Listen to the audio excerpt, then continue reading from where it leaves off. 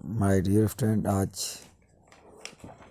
10th class में कला का टॉपिक लिया गया है जिसमें आपके रंगों के बारे में जानकारी दी जा रही है।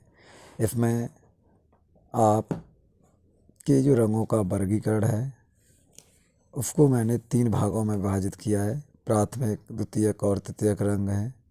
उसके बाद दूसरा टॉपिक है ठंडे और गर्म रंग। तीसरा है निष्प्रभावी रंग, कहने का मतलब न्यूट्रिफियल, या जिनका किसी भी रंग का पर कोई प्रभाव नहीं होता है। प्राथमिक रंग या मूल रंग, प्राथमिक रंग को ही मूल रंग कहते हैं। प्राथमिक रंग कौन कौन से होते हैं? प्राथमिक रंग आपके 3 प्रकार के होते हैं। नंबर 1 लाल, 2 पीला, तीसरा हमारा नीला। प्राथमिक रंग हैं। ये तीनों रंगों का अन्य रंगों से आधार है और इनमें अन्य रंग भी बनाए जा सकते हैं। प्राथमिक रंग या मूल रंग वे रंग होते हैं, कहने का तात्पर्य है कि प्राथमिक रंग हमारे वो रंग होते हैं जो किसी मिश्रण के द्वारा प्राप्त नहीं किए जाते हैं। इन्हें मूल रंग कहा जाता है, जिनकी संख्या कितनी होती है? 3 होती है। लाल, पीला और नीला होता है। प्राथमिक रंग हमारे वे रंग होते हैं जो अन्य रंगों के क्या होते हैं? आधार होते हैं। कहने का तात्पर्य है कि प्राथमिक रंग को किसी अन्य रंगों से नहीं बनाया जाता है, जबकि प्राथमिक रंगों को मिलाकर के ही अन्य रंगों का निर्माण किया जाता है। ठीक है, तो प्राथमिक रंग आपके कितने होते हैं? 3 होते हैं, लाल, पीला और नीला। अब हमारा सेकंड टाइप है द्वितीयक रंग। द्वितीयक रंग क्या होते हैं? द्वितीयक रंग से ही आप समझ जाते हो कि प्राथमिक रंग के 2 रंग, प्राथमिक रंगों के 2 रंग, कहने का मतलब प्राथमिक रंग 2 मिलकर के एक नए रंग को बनाते हैं, कहने का तीसरे रंग को बनाते हैं। तो यहाँ पर जैसे दिया गया है, आपका हमने एग्जाम्पल लिया है कि नारंगी। नारंगी में क्या होता है कि नारंगी में अगर हम हरा और बैगनी मिला दें तो हमारा क्या होगा? नारंगी बन जाएगा। इसी में आपका तृतीयक रंग दिया है। तृतीयक रंग क्या होता है? एक तो हमारा प्राथमिक रंग होगा, दूसरा हमारा उसमें कौन सा रंग होगा?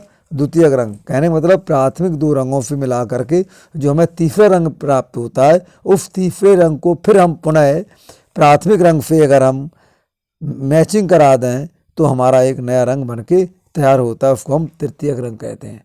जब 2 प्राथमिक रंग मिलते हैं तो हमारा हो जाता है द्वितीयक रंग, और जब 1 प्राथमिक और 2 द्वितीयक या 1 प्राथमिक और 1 द्वितीयक रंग मिलता है तो हमारा क्या हो जाता है? वो तृतीयक रंग हो जाता है। कहने का मतलब पीला, लाल, नीला जो रंग हमारे हैं, नारंगी, नारंगी मिलाया तो पीला नारंगी बन जाएगा है, या नीला बैगनी तो नीला बैगनी। तो कहने मतलब आप जिस तरीके से आप मिलाएंगे उसी तरीके से आपके रंग प्राप्त होते चले जाएंगे। अब रंग के हम आपको बता रहे हैं प्रकार में किस तरीके होते हैं, जैसे ठंडे रंग, गर्म रंग।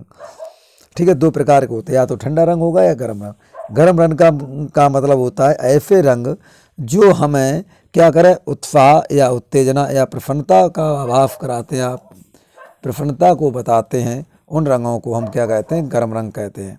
ये गर्म रंग होते हैं, क्या करते हैं?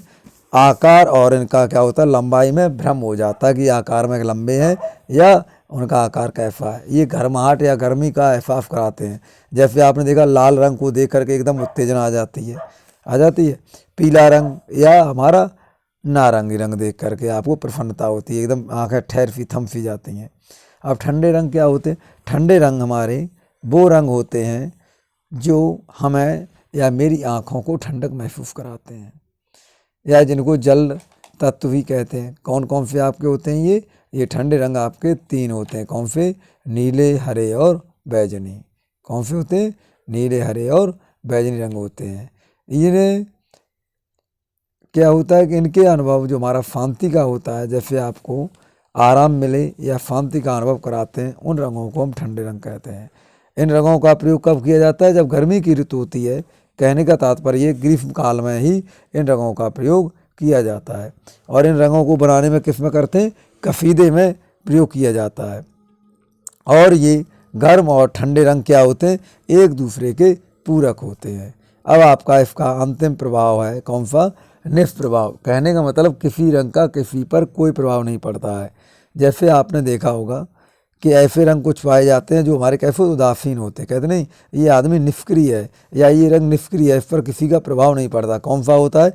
एक हमारा सफ़ेद है। सफ़ेद रंग आपका शांति का होता है, मतलब उस पर कोई प्रभाव नहीं होता, चाहे कोई पहन ले।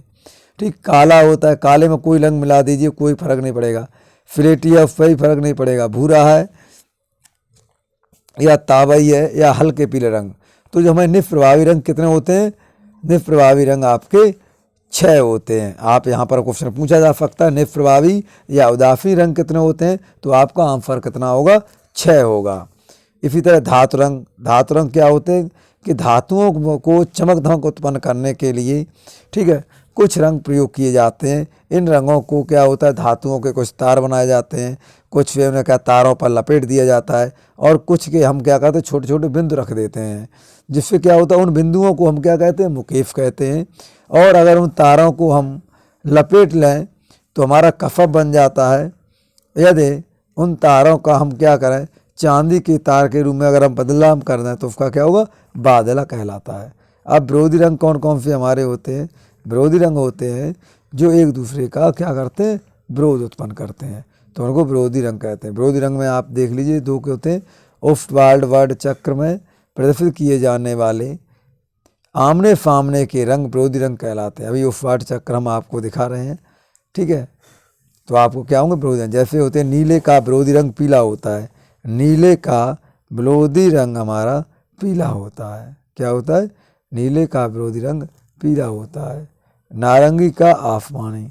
नारंगी का आसमानी, ठीक है। और बैगनी का विरोधी होता है। आसमानी और बैगनी का विरोधी होता है।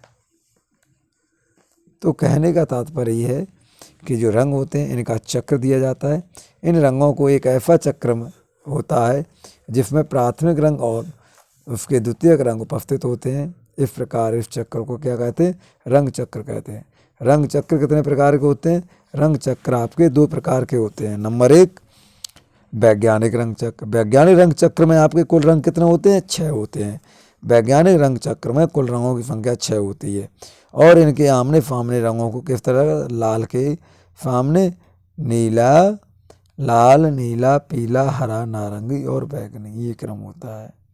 इनको हम वैज्ञानिक रंग कहते हैं। लाल का विरोधी हरा होता है। लाल का विरोधी हरा होता है, जो एक दूसरे के सम्मुख होते हैं। आप आंख बंद करके लिख सकते हो कि ये हमारे कैसे होते हैं? एक दूसरे का अपोजिट होते हैं। इसी तरह ऑफ्टवाल्ड के अंदर होते हैं। ऑफ्टवाल्ड में कितने होते हैं? 8। ओ से आप ध्यान रखिए, ओफ्ट, ओफ्ट माने 8। देखो आ रहा नहीं यार, 8। और वैज्ञानिक, विज्ञान, विज्ञान आपकी कहाँ से पढ़ाई शुरू होती है?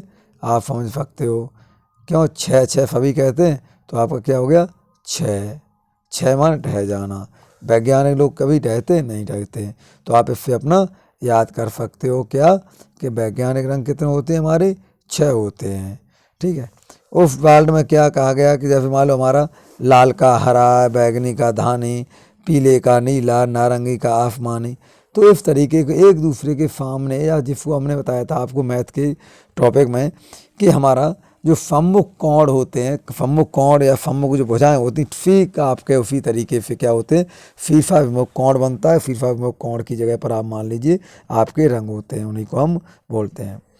यहाँ पर इसी टॉपिक को मैं आगे बढ़ा रहा हूँ, तो उसमें आपका दिया गया है कि इसमें तटस्थ रंग। तटस्थ रंग क्या कहते हैं? मतलब ऐसे रंग होते हैं जिनका उपयोग किसी रंग को हल्का या गाढ़ा करने में किया जाता है, उन्हें हम तटस्थ या उदासीन रंग कहते हैं। एग्जाम्पल में आपको दिया है हरा और सफ़ेद मिलता है तो हल्का हरा हो जाता है, हरा और काला मिलता है तो हमारा गहरा हरा हो जाता है। तो इस प्रकार हम आपको इसमें बता रहे हैं। अगर कोई दिक्कत आती है पेपर सॉल्व करने में या कोई क्वेश्चन को हल करने में, तो आप हमारे नीचे कमेंट बॉक्स में बता सकते हैं। धन्यवाद।